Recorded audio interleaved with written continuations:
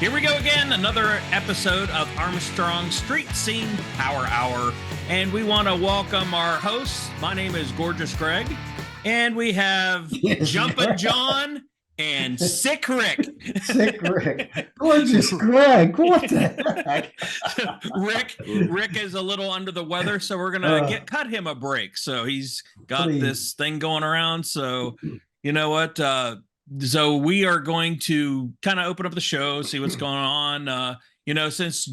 Since our John, you're our most active member on moving cars around and trading them and whatever you do with them. So anything coming up with that?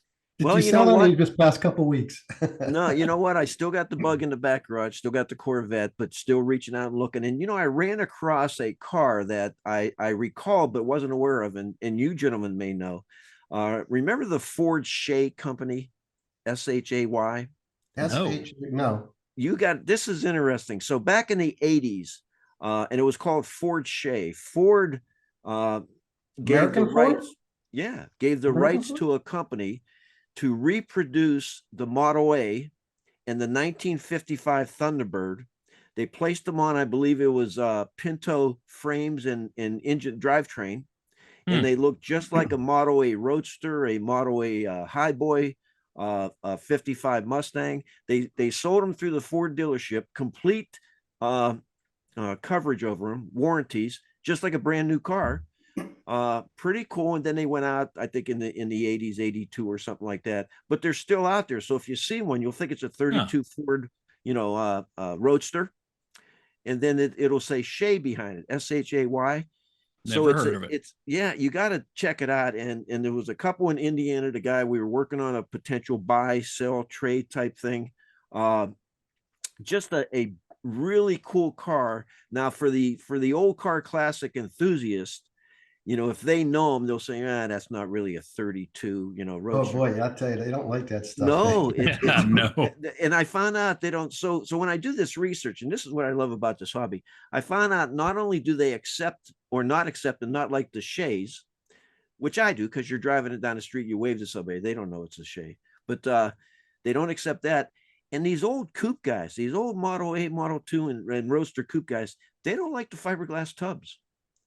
They want that metal tub, man. They're old school sheet metal. Yeah, they want that sheet metal to work with. They don't want the fiberglass. It's fake. But right. But I've been doing that and talking to a couple guys on that, and who knows, that may come about. But every time I get into a potential sell or trade at the bug, I walk back in the back garage, and that Olympic blue and that fresh clear coat over in that rag top, that's just a cool looking little bug. I don't know if I want to pop that right now. I may enjoy that over the summertime. No, just give it a little chance. Yeah. Might as well enjoy it. And the other thing, and then we'll go to Rick.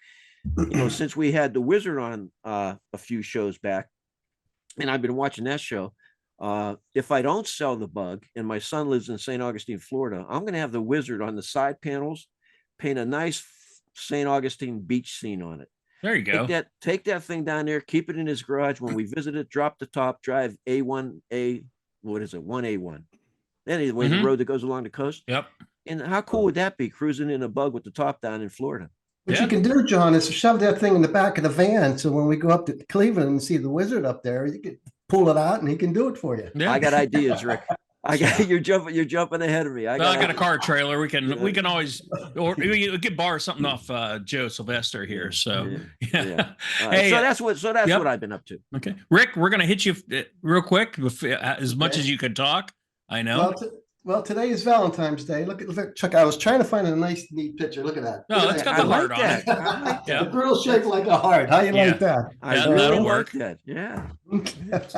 Hey, not much has been going on with the car scene for me, but this past week it was Super Bowl Sunday, and if you were into the sports, that was the big deal. And I'll tell you what, there were some pricey tickets out there. Average ticket was going for like $9,000, and they were up to That's it.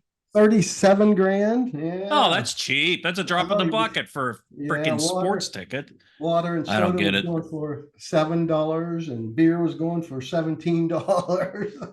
I don't get it. I could go on and on and that. I'm no sports guy. This was the biggest event ever I for heard that. CBS. 123.4 million people watched this event on Sunday. It was a good game. It was The a good game. largest crowd ever for a Super Bowl.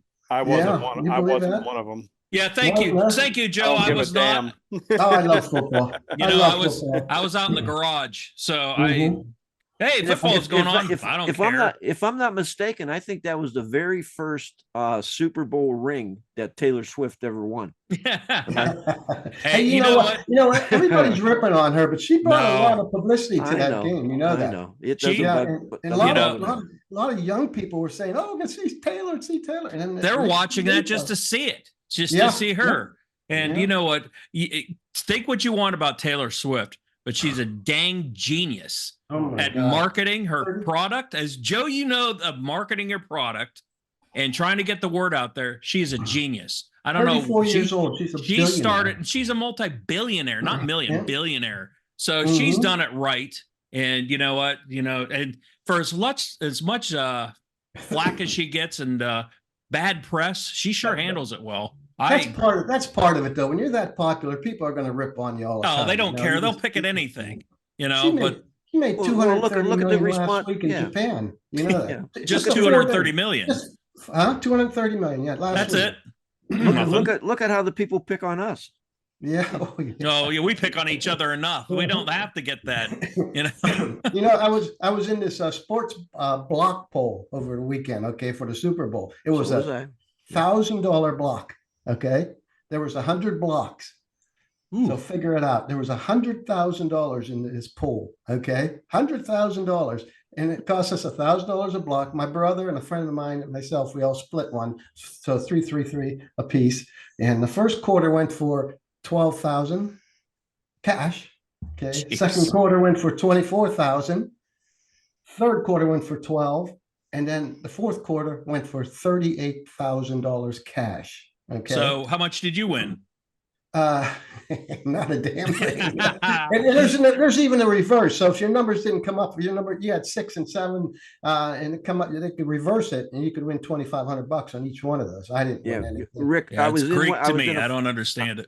I was in a $500 one. Me and a buddy of mine split, so it was a little bit less than yours. And wait till I tell you my numbers, which I knew, but it was like that first, second, third quarter, fourth quarter, and then the final. And then there was also, you can add your numbers together somehow. And if they equaled, I didn't follow that. So we get our numbers. My numbers were 8 and 2. Come on. Well, I mean, what are you going to do? Well, what are you going to do? That's not a good first quarter score at all. No. But I didn't win anything. But it makes the game a little bit more fun to watch. I think I'm just going to talk to Joe right now because I have no freaking clue what you're talking about. All right. All right, we're done. Let's get on with the show. Welcome Joe Sylvester on here. Joe Sylvester, our local legend of racing, monster truck racing, and everything else under the sun that he races. So we wanted to welcome Joe back as our guest. And Joe, it's been a long time since you've been on here. I think it's been like 3 years. So, in that past 3 years, why don't you give us a quick update on your life and what's going on? Yeah, the past 3 years, I mean, it's pretty much been, probably a little bit over 3 years, but I went from being out of monster trucks to being back in monster trucks to now being back out of it again. I started 18 years ago when I was 22 years old with monster trucks. And after 18 years, I've accomplished everything that I wanted to do. I just felt like I've, was satisfied with everything and was ready for a new challenge, ready to, to focus on some other businesses that I have going on with my family and do some other types of racing that I want to do as well. So I decided to call it quits after last season, at the end of the season, and, sold the truck, sold the trailer, and ready to move on to greener pastures, I guess. Was that your business? Was that your business? Yep. Okay. Yeah, so what was it called? As a business name?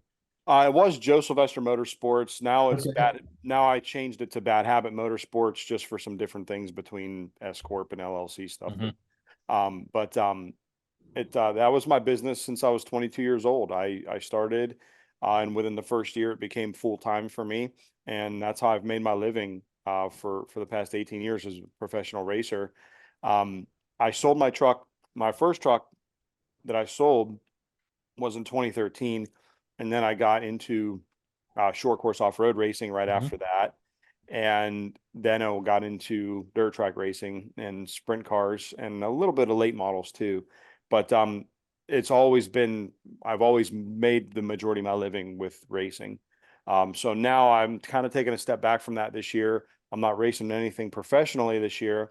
I'm not racing any one thing, full time, to kind of focus on building a foundation of, making a living outside of racing, so that I could go back racing and it not be what puts food on my table is, the steering wheel. It's just too volatile anymore. Yeah, more of a hobby type back end, right? I hate using the term hobby, but like it's in his blood, man. Yeah, I know. It's yeah, it's not, it's definitely a lifestyle, and I can race. I found that I could race professionally, but not do it to where I have to make my living at it. Yeah. Well, when you use the word hobby, you remove the profession, being a professional. That's true. You're right. And that's why I can understand how that sits wrong with you, because it truly isn't a hobby. It's a we'll come up with another word. No, the lifestyle. It's a lifestyle. Lifestyle is an exact word for it. Yeah. Yeah, I mean, I really enjoyed short course off-road racing when I was doing it. I would really love to get back into that. It's just extremely expensive. Yeah, so how expensive is that? You're talking, $10,000 a weekend budget to go race. How expensive was Bad Habit? Say you sold it, and what is it, 350,000? Yeah, a monster truck nowadays is about 300,000 for something that's 300,000. top of the line for a brand new truck. And then you break stuff all the time, so you need about that much money in spare parts too. Well, then you got the hauler and everything. Isn't the objective to, I watched you guys monster truck? Isn't the objective to break stuff? No, some guys look. Some guys are that way, and that's kind of what pissed me off about the sport. And one of the things that made me get out of it was there's so much to it that requires absolutely zero skill. And it's not about who wins racing, or it's guys that are doing it, essentially as a hobby. They're not making their living at it. They have a business. They come in and they don't have to worry about the truck being what puts food on their table. And they don't even care if the truck makes money or not, as long as it just gets by, and they go out there and wad their truck up just for the sake of trying to be a hero and get a trophy. But I wasn't all about that. I just got tired of being involved with that. So that was one of the things that kind of led to me kind of dipping out. Well, see, so you were actually into the building that truck for the race activity of it and winning that race. And you're absolutely right. I think where it changed a little bit is now it's more of a show. The race is kind of secondary to a lot of these guys. Yeah, I mean, and even at that, even when you do win, you don't win any more prize money. You win a trophy, but it's very seldom that you actually win any more money because of racing and just the way the shows are formatted. They don't put a lot of emphasis on it. I do promote some of my own shows, just a small handful of shows, and we actually do put a lot of emphasis on racing. And then we don't allow things like 3D body trucks. That was another thing that there's just 3D body trucks. I get it. Trucks that look like a puppy dog or a dinosaur or something. Okay. The hobby trucks. Okay. And while, little kids gravitate towards those more, and they sell a lot of merchandise, it's not me. It's not what I like. It's not what I enjoy. And it's not how I think it needs to be taken seriously as a professional motorsport. Yeah, let me put that into perspective real quick. There's things when you've been in the business, it doesn't matter if it's monster trucks or marketing or anything like that. You've been in the business so long, you want to do it professionally. You want to do it some way, and it's frustrating to see amateurs come in and kind of ruin that. I've always said I've been in video production for 30 years now. And back when I started, it was a professional business. You wanted high quality stuff. You did it. You charged for it. Now everybody's a producer. Everybody's a videographer. They take their phones, they put this crap on YouTube, and it's terrible, but people watch it. And now that it's frustrating to see that. That's just an example of mine. I'm sure John and Rick have seen the same thing, and as long as they've been in the business. They're making a lot of money doing that too. You know that. I know Monday. I should have gotten into that. I guess I should have Mhm. dropped my production values and gone out and shot crap. So, Mhm. I guess so. I can understand where Joe's coming from. Yeah, I know you just bought a monster truck off Kufleitner. When was that? No, we didn't buy a truck off of Kufleitner. They were one of my sponsors. Okay, okay. Yeah, when I was looking for a title sponsor for my show that I produced in Canfield, John happened to be, at the same time he was at an event with my dad and my sister or something like that. And he's like, we got to get Joe back in a Dodge again, because he knows I've been a Mopar guy for 17, 18 years at least. And so I gave him a call. I said, hey, why don't you come to the coffee shop and we'll sit down and we'll just chat a little bit. I'll tell you what I got going on and stuff. And one thing led to another, and he wanted to be the sponsor of the show. And when I told him that I had this idea to rebrand the Bad Habit truck as a Jeep, so it'd be the same truck, same chassis as it was when I had the 79 Ford body on it. You just switch the body. I was like, I want to build a Jeep Gladiator body, and it'll be the world's first Jeep Gladiator monster truck. Will cater to the Jeep crowd. He's like, I'm all about it. Let me know what you need. Let me know how I can Which is help. a huge crowd. Um, Yeah.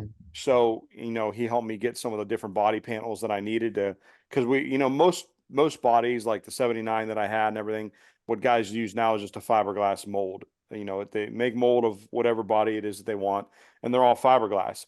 I actually used real Jeep parts to build the front clip and everything. And then I had a stock car guy from Hubbard, Bob DiGiulio, build the sheet metal bedsides and doors for me for the Jeep. And I had a canvas company. I had O'Neill Awning make the soft top for me for it. So we had a Jeep soft top on it. And just a lot of times I ran it as an open roll cage, just like when you take the top off of a Jeep. And that was the Jeep Gladiator monster truck. And then we had the Jeep Gladiator, the Bad Habit edition that we did, which was the lift kit, wheels and tires and everything. That was an upfitted package that was offered at Kufleitner that you can do to Wow. your Jeep for the street. Well, He's a let me di- class let me act. di- let me John's a digress. class act. I like him. Yeah. Oh yeah. Let me digress a little bit and off subject matter. Whose dog is that in the back behind you there, Joe? That was my dog Nitro. We had to put him Oh, down just before Christmas. Oh, that He was hurts. our little uh, old man.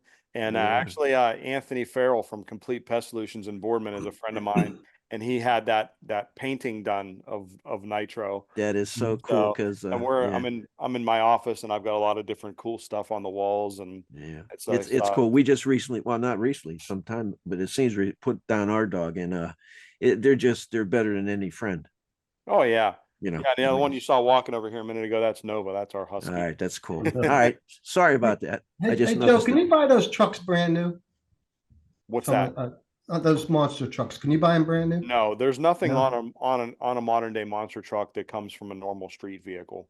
They're Okay. completely purpose built tube chassis race cars Mhm. essentially. I mean, there's Um, not a company out there to just build them, say, to your specifications or something like that. yeah, you're looking at them. Okay. I can build one for other people. I've built my own trucks.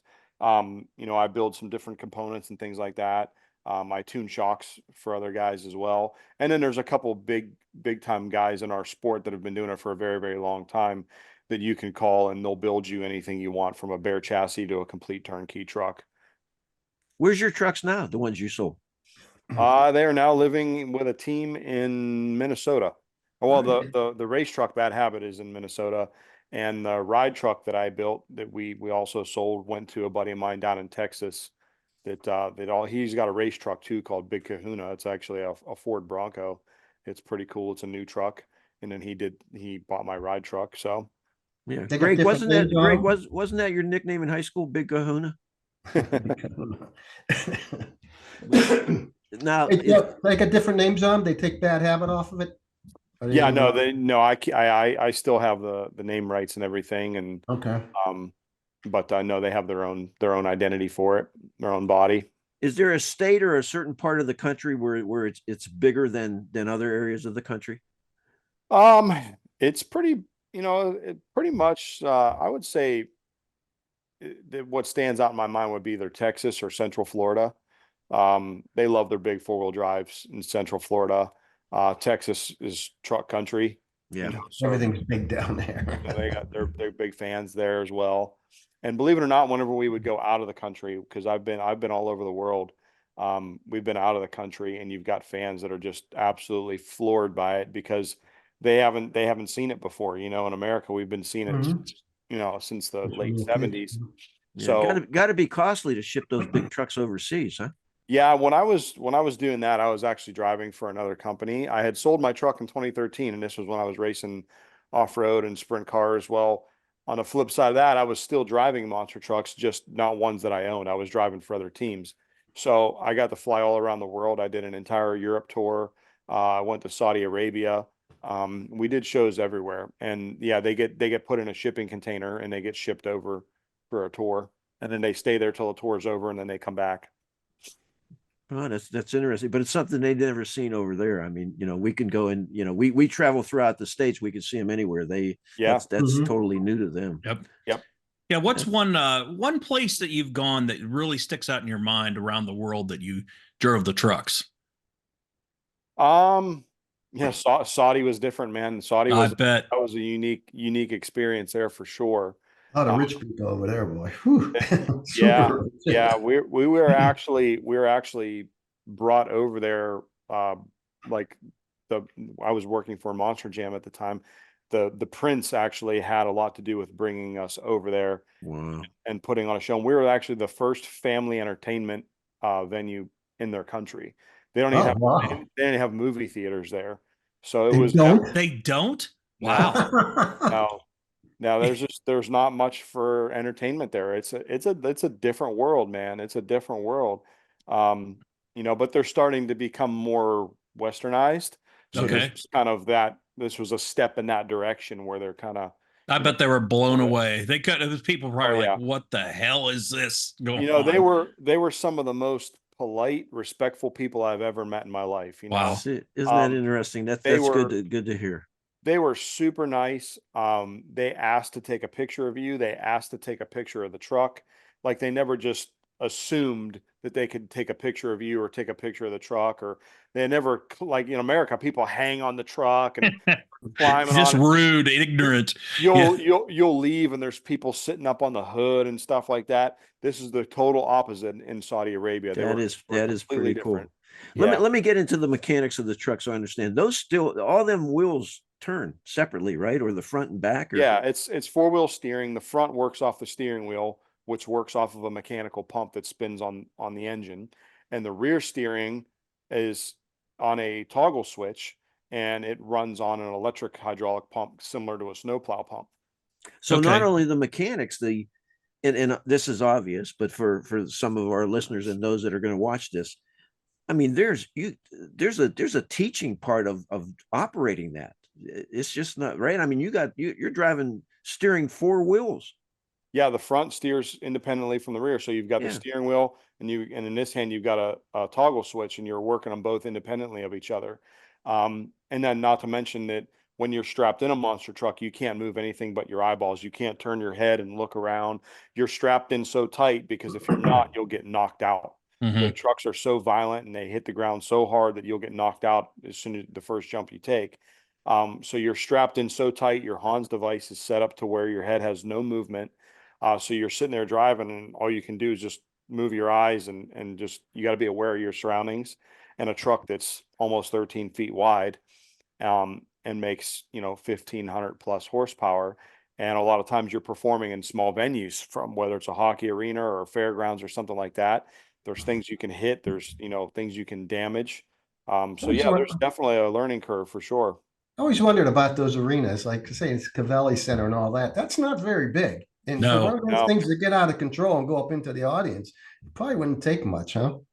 Well, a long time ago, back in the 80s, there was a device that is implemented that has been mandatory since then in monster trucks called the remote ignition interrupter. All Mhm. the tech officials that you see around the track have Mhm. looks like a two-way radio, but the touch of the button, it shuts the truck off It'll shut immediately. it right off. Okay. And there's left lane, right lane, and then center channel, which would be both lanes on. There's lane lights in the windows if you ever notice. There's one on the left, one on the right. So when you got two guys racing, one's in left lane, one's in right lane, there's guys on a radio in left lane and there's guys on the radio in right lane. So each truck can get shut off independently of the other one if something was to go haywire, or if a driver's being, is out of control, or something happens with the truck. So fortunately, those type of incidents do not happen very often at all. Yeah, If I you was if wondering about that. Yeah. if you really think about it, you go to these the monster trucks and they roll them, they crash them, and they're not hurt. I mean, they're really the safety. I'm sure from Joe, when you started doing this to now, how much safety measures have been taken to keep the drivers safe in Oh yeah. those. Yeah, for sure. I mean, the safety's come a long way, just like it has in all forms of motorsports. But we started using full containment seats a long time ago, and that's a big part of it. We use ratcheting harnesses, so the lap belts are actually on 1/4 inch ratchets, so you ratchet yourself down into the seat really tight. It's pretty intense, because a race car driver only uses, you know, we only use our safety equipment when we crash, but in a monster truck we use it on every jump. Mhm. Every Let jump's me like a ask car you. crash. You can go back to drag racing. Guys that are as old as Rick and I. Drag racing began on Market Street. And then all of a sudden you went to the Strip, and it was the hot rod scene. Stock car racing started, and we had a driver on a couple shows ago. At fairgrounds, and you just took an old car, you didn't have to turn it in a stock car. What's the history of monster trucks?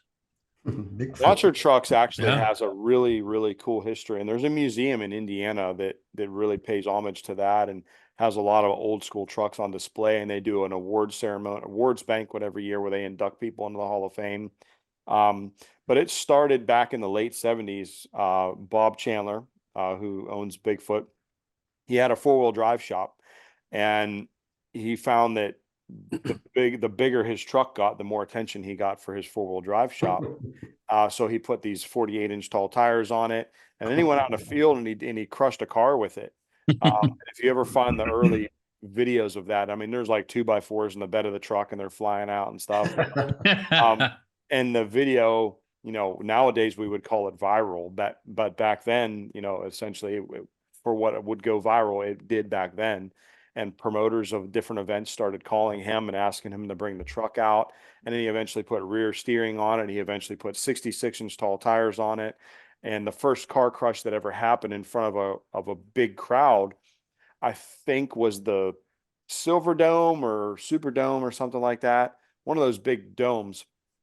And I think might have been during a tractor pull event, and it was a packed stadium, and all Bob did was drive out and park on top of some cars, and Yeah. the Yep. place lost it. Yeah. There was like a full-blown riot. People came out of the stands and they swarmed around the truck. He said he stayed up inside the truck and locked the doors because he had his son. And he stayed inside the truck. So Right. at that point, it was just That is pretty cool. Yeah. So obviously, we grew up, just driving cars and racing, betting your buddy you can beat him, going to stock car. So now we know the history of the sport itself. How the hell did you get involved? I got involved, like I said, when I was 22 years old was when I got my first truck, but I was involved for a couple years before that. I started racing motocross and BMX bikes and mountain bikes when I was about 12 years old. And then I also raced go-karts. And I was always into cars and hot rodding and building lifted trucks and stuff like that. Well, in my later teen years, I started riding freestyle motocross, and I was jumping ramps. Did a few shows, got paid a little bit of money, was racing downhill mountain bikes. But with that came a really heavy price tag on my health. I was getting hurt a lot. I had broken backs, major concussions. I had internal injuries one time where I had internal bleeding. Every year was something. Every year I was in the hospital with some major problem, I bet your mom like that, huh? No, my dad will tell you he had his own spot at the hospital. He had his own parking spot. But Oh my God. so when I was around 2021 and I was still riding FMX, and guys had started doing backflips at the time, and I was like, I'm not backflipping. I'm just not willing to do that. I started looking at what I could do with a roll cage around me, and monster trucks had my attention because I was in the lifted truck scene at the time. And I was like, well, these are pretty cool. You know, I could go out, I could race them, I could freestyle them, I could get crazy and have a roll cage around me. Oh, and I can kind of make a business out of it. So I put together a whole business plan after working with some other teams as a crew guy. Um, and I ended up getting a loan from the bank to go and buy a complete team from someone, truck, trailer, monster truck, tools, spare parts, everything. And then I had this whole business plan laid out, and it all snowballed from there. You know, started getting sponsors, started learning how to build my own parts, learning how to build my own chassis. Just everything I could. I learned and I progressed, and every bit of money that I made went back into the business, went back into the truck to make it better and be able to withstand more punishment at shows. So that's kind of how I, rolled on into it. And So I good. got a comment on this. I was reading something when you kind of announced that you're leaving the monster truck end of the racing. It said it took a beating on your body, and I'm Yeah. sure it does. I mean, even though you're strapped in, you can't move that much. What kind of beating does it take when you're sitting there jumping and doing all the tricks that you do? The guy who built all my seats, ISP, Chris Van Gilder, he has also built a lot of seats for other types of racing, drag racing. John Force actually used to pay Chris to go to the races and strap his daughters in the car. That's how knowledgeable this man, I'd love to say is, but he passed away last year. No. But he was very well respected in the motorsports industry, from building drag race seats, circle track seats. And he did a lot of R&D with us, with me, even personally, on the seats and monster trucks. And they did G-force tests on our seats. And he started going to meetings with NASCAR, with NHRA, with IndyCar, and showing them what he was learning through us as essentially crash test dummies. And they started implementing some of the same things that we were doing and trying. And, they learned a lot from us that made racers safer in their sports as well. But the same type of impact that a NASCAR gets when they hit the wall at about 130, we would get 6 to 7 times during one freestyle run. Wow. And we're doing that every single weekend, sometimes multiple shows in a weekend. And then you're getting out of the truck and you're moving around 800-pound tires and heavy tools and a heavy jack, loading up a trailer and then getting behind the wheel of an 18-wheeler and driving to the next venue. So you're sitting down, you're bouncing down the highway in a rig. It's just very, very, very tough on your body. It's a lot of incredibly long hours and, no sleep. You're not eating right. You're pounding energy drinks and anything else you can to stay awake and make it to the next show. So when I was in my 20s, it was cool. It was fun. It was, I didn't make a whole lot of money, but I had a whole hell of a lot of fun. And so now it's just like, okay, I don't want to take that beating anymore.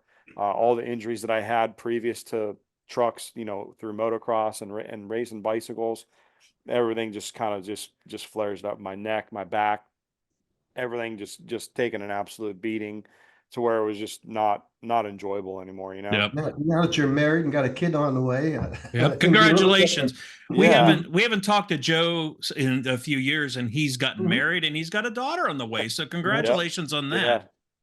Thank You you. know, you're describing your injuries and the impact it has. You're almost like a football player, man. I mean, you're constantly getting hit. You're constantly has that impact. I'm going to ask you a question, Joe, and you won't understand this question, but we will. Do they allow peanuts at the shows? The reason we ask is we had a stock car driver on, and he says that they're not allowed to eat peanuts at any stock car race because it's bad luck. Is there any bad lucks that go with the monster trucks? No, Anything that you don't do, like or that you do prior to a race? not really. I mean, I think a lot of racers are inherently kind of superstitious. Drag racers seem to be even more so superstitious. And I think just because of what they do is so regimented, from staging to, watching the light to deep staging, shallow staging, whatever, I think it's so regimented what they do that they think that everything that they did that day Worked. So, but monster trucks, no, it's really, there's nothing like that. And Joe, you mentioned, go ahead, Rick. Who regulates the ticket prices?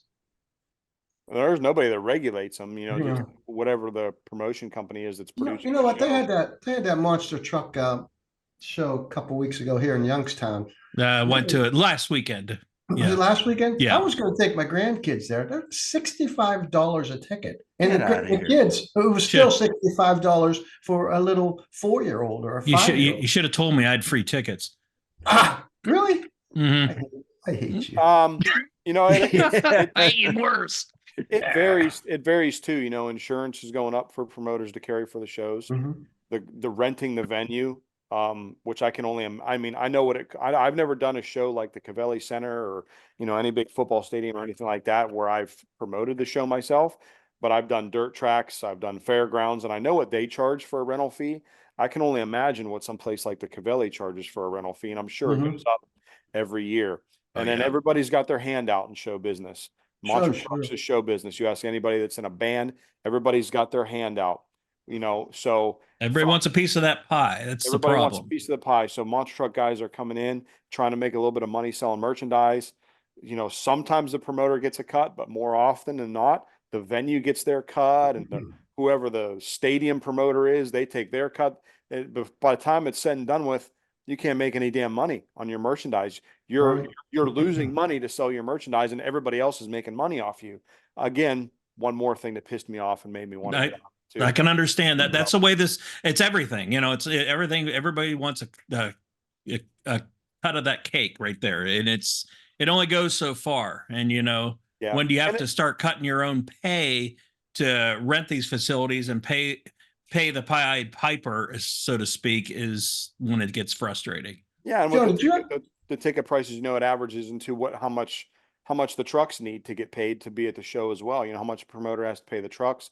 Trucks need more money. Parts are more expensive and harder to come by. Crew guys need more money because living expenses are higher. It costs more money to put diesel fuel in a rig to get down the road. Your insurance on the rig is more. So everything has gone up. So it's no different than any other market, really. Yep. Did you have a set price when you went to a venue somewhere? Say someone contacted you and they said, "Well, I want $30,000 or something like that." Yeah, I always had a base rate, and that was good for up to 100 miles from wherever I was at the week before, because sometimes I would just stay out on the road and go and do a whole tour around the country. Yeah, it was basically there was a base rate, and then I would charge, you know, based on the amount of time that I had to travel, and then how many shows in the weekend it was. Was it one show, or was it 3, 4, or 5? You know, so, and then also I take into consideration too what the merch deal was like. If it was a crap merch deal, sometimes I would just completely turn the show down altogether. Mhm. Or I would just not sell merchandise and I would ask more money for the truck. So yeah, and everybody's got their own way that they do it, you know.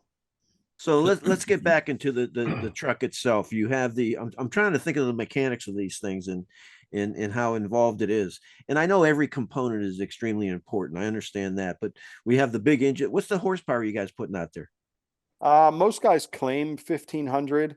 But in reality, you know, most guys might only be making 12 or 1,300. Mine was about 1,700 that I had in my motor from Steve Vance, who builds my engines down in West Virginia. You use all that? Oh yeah, every bit of it, Yeah. every bit of it. But you start getting much over that, it becomes overkill, and you start tearing up driveline parts a lot easier. Yeah. Well, that's where my question was leading. So is and again, I know every component is important because they work together, but is it the horsepower itself that's so important, or is it the hydraulics, the steering, the shocks? What comes into play most often, or they all kind of Reliability actually is the most important factor. You know, if you've got a motor that only makes 1,200 horsepower, but it lasts you an entire season and and you're not constantly having replaced parts on it, and it starts every single time they point to your truck, it's going to make you money. You know, just, you know, having a 2,000 horsepower blown, you know, a big old Hemi or something like that, it may not make you as much money, may win you some more races, but like I said, you're not going to get paid anymore because of it. So the biggest thing is just having a good, reliable engine program, because the rest of the truck is so much maintenance. You don't want to be freaking, you know, running valves every single weekend. You already got to change the oil every weekend and run the valves every 4 or God, 5. how many quarts of oil does that thing hold? Mine Minute. was 13. Yeah. 13 quarts. Yeah, And you there's what type of fuel? What type of fuel you burn? Mine was nine quarts in a pan and 3 in the accumulator, and then my oil filter was good for about 1 quart plus all the lines because we ran an external oil filter. Mhm. What kind of oil? What kind of oil do you use? Something special? I run Redline 60 weight, and There you it's go. Yep. specially formulated for alcohol engines, and we found that to work the best. My engine builder was very, very happy with it. You know, so I mean, I had an oil pump break at a show one time, and I ran with no oil pressure for an entire round of racing. Wow. And when we pulled the motor down to replace the oil pump, we replaced the bearings, and the bearings only were scratched through the coating because we use we use a special coated bearing. So there was it didn't actually get into the bearing material, and it certainly didn't hurt the rod journals or crank journals at all. So the oil is definitely That- worked very well that- for us, the Redline. Yeah, that says a lot when it coats your parts like that, where you don't have that much friction, even if you're not running oil pressure. So yeah, you said that question was asked. I'm like, it's got to be Redline oil because that's pretty much the best you can get. Yeah, it's really good stuff. You could actually buy it right at Leiden Oil in Youngstown. Yeah. They actually have a whole line of racing synthetics that you can buy from them. Yeah. So, you know what? Let's move on. Talking about monster trucks, you've got other businesses, and you're kind of an entrepreneur with a little of everything. So, why don't we touch on what else you're doing? Well, I did have High Octane Coffee for several years. We started that about 6 years ago or so, and I just sold that last year. Sold the whole company. Yeah, I went by there the other day. It was close. I go, what the heck? Yeah, we sold the whole company. A couple out of Columbus bought it from me. The Austintown franchise, they're still open, and they're still all the same products, still all my same recipes and stuff. Joe, let me interrupt you. You mean because I just stopped at High Octane up by the truck stop. That one's still there. That was a franchise location. My personal location was the one in Boardman. That was where I roast the coffee and everything like that. And Austintown was a franchisee. They bought all their coffee from me and stuff. So I shut the Boardman store down, and then I sold the franchising and roasting business to someone out of Columbus. Did you own the building? We do own the building. Yeah, my Okay. family owns one of our real estate properties. So that's my business that I'm in now, is helping my family run all of our properties. I've invested in some properties of my own, and now that's kind of where my future's at from a business standpoint, is continuing on with what my family has started, with what my grandpa started in 1956 with, real estate properties. So we're trying to grow our portfolio and try to, keep all of our tenants happy and make sure we, keep on, staying on top of that game. But, what I found through all my years of racing was that at every level, from the local level all the way to the top pros and NHRA and NASCAR, is most big teams all have other businesses outside of racing. So, that was like, well, that's apparently what I need to do. I need to focus on another business that doesn't rely on me holding a steering wheel, so that I could go race and not have the added stress of, okay, if I junk this car tonight, how am I going to eat next week? Mhm. So I can just allow my racing to fund itself through my marketing partnerships and, my endorsement deals and things like that. And then my business is actually what's taking care of my family. If Joe, but you obviously know his dad, and Krista's a good friend of the shows, as she's they're all into real estate. I mean, Krista sells. She's down in Naples. Yeah, Oh, still God. selling real estate down in Naples, and and again, the Sylvester family's been very kind to street scene over the years for letting us use a lot of what was Shepherd Self Storage for our They're car good show. They're a good Italian family. Come on now, huh? Yeah, you see, yeah, And Rick, the you cars know a too. lot about that. Big into cars. Yeah, but that it's got motor oil running through their veins, so Oh, yeah. they're always on the car end of it. That's how. And Krista, Joe knows so much about cars. His dad knows so much about cars. Krista knows everything about trucks. I mean, that's why we kind of drug her in as a co-host to our show. Did I send you a picture of her new car? That Maserati? That No. supercar? Oh, my you haven't seen her God. new car yet? Oh yeah. Oh, What is that, I want to Maserati? see it. That's not fair. what is that? A Maserati what, Joe? It's a Maserati MC20, which is Maserati's supercar. Oh God. It's mid-engine. I think they only made about 1,000 of them. Awesome. It's awesome. It's Jeez. wicked. It's a wicked Wow. ride. I'm proud of her for being able to go and buy it. Oh, Yeah. sure. Oh God. Yeah, she's got goals and she just keeps working. She says, this is where I want to be at. And she's killing it down there. She's built some great relationships, and a lot of it because of cars too. You know, Yeah. she has the cars and she goes to the shows and she mingles with all these other people that are also into cars and are like, hey, I'm looking for a house. Can you find me this? And they click That's how you sell. Yep. because of the car scene, you know. So How many? That's your sister. yeah, that's my sister. How many yeah. brothers and sisters? Just her. She's 2 years younger than me. Oh, so it's just you two. Yep. Mhm. Hey, Oh, hey, good Joe, for is she involved with that? She's involved with that Ferrari on the 5th, right down in Naples. Her and my dad both belong to the Ferrari Club in Naples. Yeah. I don't know how all that. I think you basically register your car to be in Yeah. the show because it's such a big show. Because And they I just got kind some of pictures of her giving trophies out like 2 years ago there on the That's Ferrari yeah. show. She might have been. Who knows? She might have been doing something because she's good friends with the people that own the Mhm. Ferrari. The So Ferrari dealership. here's the spread you got there. So your sister says, "Hey, check out my Ferrari I have," and then you come in and say, "Hey, check out this vehicle I have." I mean, they couldn't be further apart. Those two vehicles. The Yeah, I monster mean, truck and the Ferrari. and I, Monster Trucks that was how I made my living, you know. So, but I'm still in the cars. Yeah. I mean, and I really like everything. I have a pretty eclectic. I always tell people my taste in music and my taste in cars are both very, very eclectic. Like if I had the money to have different cars, you would see me in one car and never think that Oh, I would have What- another one. You yeah. know, And like what is- you're let a me man ask of my some- heart, man. What is that car? What is the car you want to get? right. Well, right Oh. now, I mean, I started my collection finally at 40 years old. Thank you. Yeah, well, let's Hey, give that's them a a round good of age. That's a applause. good age. You're still young enough. I Yep. told my wife last year, I said, this is the year. This is the year I'm buying my car.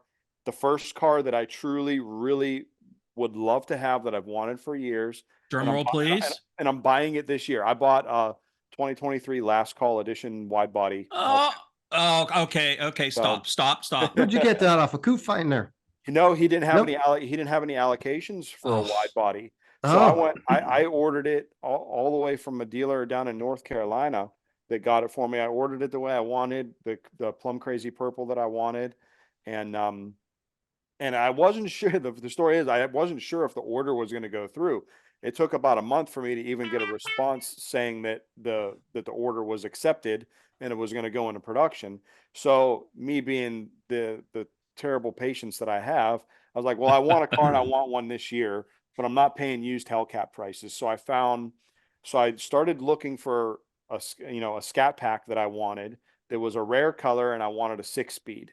Yep. Thank you. 6-speed wide body, and in B5 blue, which they only did 268 of, Mhm. 238 of in the wide body in 2019. And I found it again in North Carolina, and me and my wife flew down there and drove it all the way back. And I was thinking to myself, I shouldn't have a problem selling this when my Hellcat comes in if I can't keep both of them. And sure enough, I can't keep both of them. I can't afford to keep both of them. But I've got it up. So I've got the blue one up for sale right now, the Scat Pack. But I mean, it's got some head work. It's got cam, an aftermarket cam, throttle body intake, full stainless exhaust, long tube headers, iBox suspension. And it's a really fun car to drive, and it lays down some pretty good horsepower too for being naturally aspirated. Those things are starting to pull in some big prices. You know that. They If you see were, the but auctions. they were, but right now the market's in the tank for just about everything from bicycles to semis. So Yeah. Mhm. they're not It'll come pulling back up. up. It will eventually. Mhm, It will eventually. mhm. But you know, This is the time to buy. I bought, yeah, absolutely. I bought the Hellcat knowing that it's what I wanted. And, you know, down the road, I could, you know, bring my kid out in the garage and say, you know, I bought this car when it was brand new. I ordered it the way I wanted. And this is the last year that they made them. Mhm. What Well, they got the Hellcat, they got the Demon. Isn't there something bigger than that? No, Red Eye. there's the Hellcat. The Hellcat Jailbreak is like the base model, 717 horsepower. And then you've got the Hellcat Red Eye, which goes up to 808. Yeah, it's like 8 something, right around 8. So it's basically the same car, just a different program on the computer. And then there's the super stock, which has a bigger blower on it, and it's pushing over 900 horsepower. And then there's the Demon, which is almost 1100, I think. That's what I was thinking of, the Demon. Yeah. Okay. 1090. Yeah. You see what those things are? They're like 120 new, and then all of a sudden you put them in the auction, they're going for like 240, 250. Oh yeah, why wouldn't you? And put they're them not on the even a auction? year old, you know. That's what's crazy is, Dodge comes out with with the most powerful factory car ever produced, and they put a price tag on it that's pretty reasonable. I mean, it's 120 grand. You can buy a loaded out diesel dually for that kind of money too. But then what do dealers do? They mark it up $100,000 because of the demand, which is starting to go down a little bit now. But the same thing happened to the Corvettes. They came out, they were fairly cheap, and then all of a sudden they were buying them. They shot up. Joe, I'm old enough to be your father, so I'm going to give you a tip. You're old enough to be his grandfather. You're probably older than his father. All right. But I'm going to give you a tip, and this is going to be free. And I love the fact that you like all kinds of cars, and you're just starting your collection. You're going to do it slow. John doesn't have his hand out for this. Keep a little space in your garage, because if you have a true collection, you're going to need a 73 VW Super Beetle convertible. I have one ready to go. I mean, I'll hold it for you. There's a lot of cars on my list, but unfortunately Volkswagen's not on there. Yeah. All right. It's not on many people's lists either. It was on my list. It's on a lot of people's list. People love those things. The next one on my list will probably be late 70s Trans Am Smoking the Bandit car. 77. Yep. 77, I'd be happy with anything between 77 and 79. Yeah. You got to get to 69 Trans Am. Those things are going for about 150 grand right now. Oh yeah, even more than that because they were so rare. You get the convertible. You get the convertible. It's up there $2 million. Oh yeah, they only made what, 2 of them? No, 8 of them. Yeah. 8 of them, so. Yeah, hopefully I'm in town this year and I'll actually be able to make the street scene show. Good. I hope you do. Bring something out. And I'm going to tell you right now, when you get that Hellcat, I've never ridden I got it. I have it. I've never ridden in one. I've never driven one. I want to drive it. I've been waiting. I'm going to hit you up for a ride because I'll take you for a ride. Yep. I definitely could use that because make sure you didn't eat before. One of those, huh? Yeah. Oh. I can make a grown man cry inside of a Or can you make a grown man pee his pants, Rick? That's me, man. That's on my bucket list. I actually would during 2021 when there wasn't much going on because of COVID era, all that bullshit. I took a job in Las Vegas. I was in Las Vegas for the whole first quarter of the year. I lived out there and I was a driver and a driving coach at Speed Vegas. And so my job every day was to teach people how to get around a racetrack more often than not in 3 laps or less in a supercar without killing themselves and killing me. So and then I was also the goal.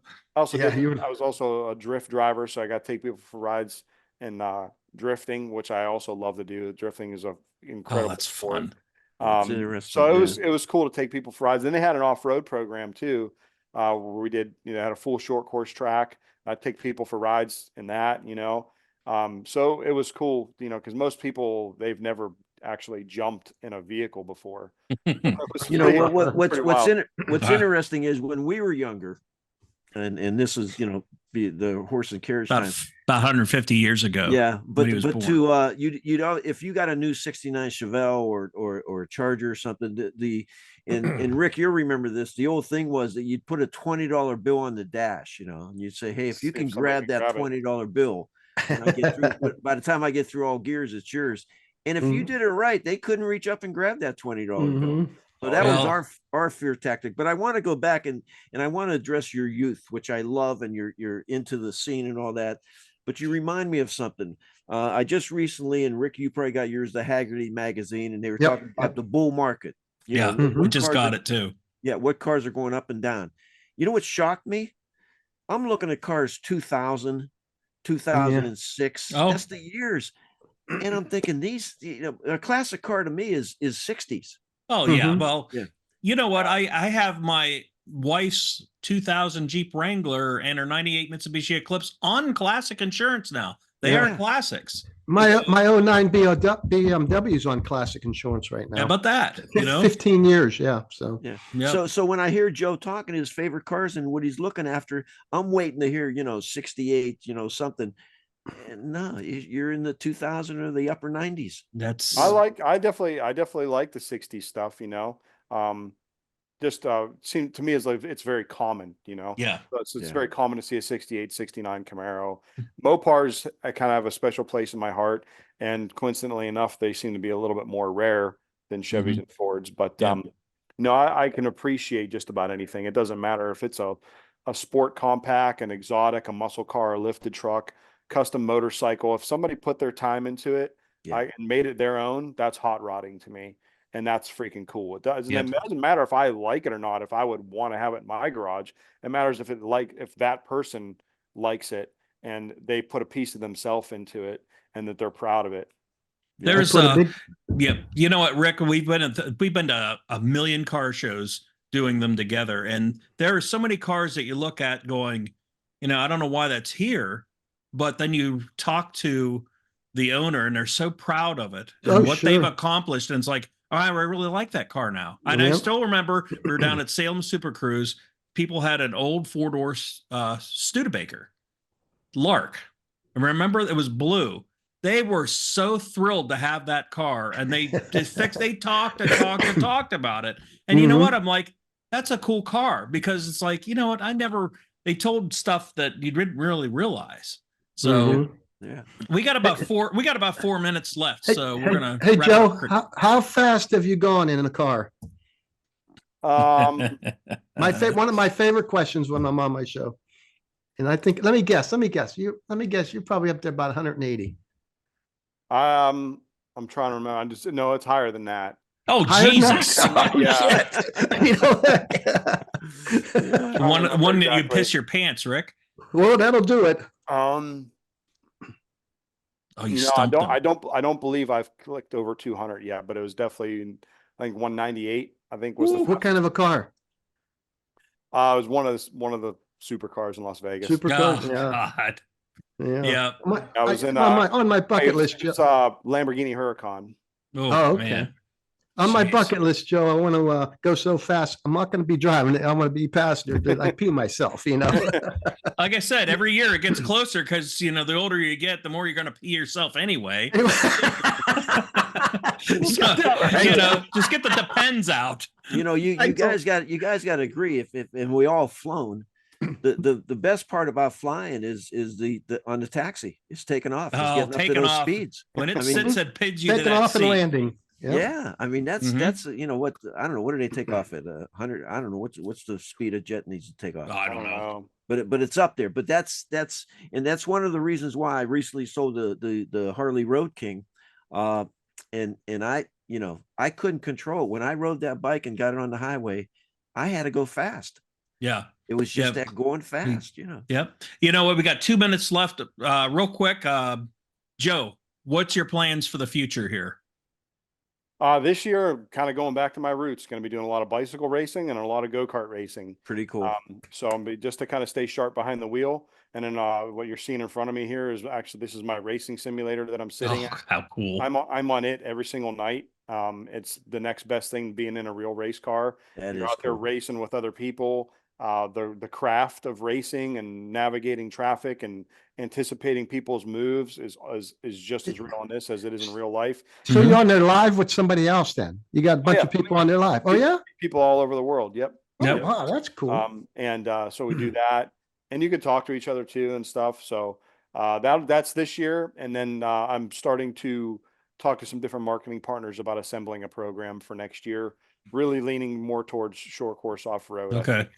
Some of my family might not be too excited about that because it's a lot of it's very far away from here that we do, and most people, it's the most badass sport you've ever watched, but most people don't even know it exists unless they're from Southern California or the upper Midwest of Wisconsin, Michigan area. It's basically the best way I could describe it is motocross in a truck. Well, you know what? I hate to cut you off because we're going to have you back again once you get everything done. But we're out of time. Thank you, Joe Sylvester, for joining us on the Street Scene Power Hour. For Rick Herrera and John Lesaganich, my name is Greg Roten, and we will see you down the road.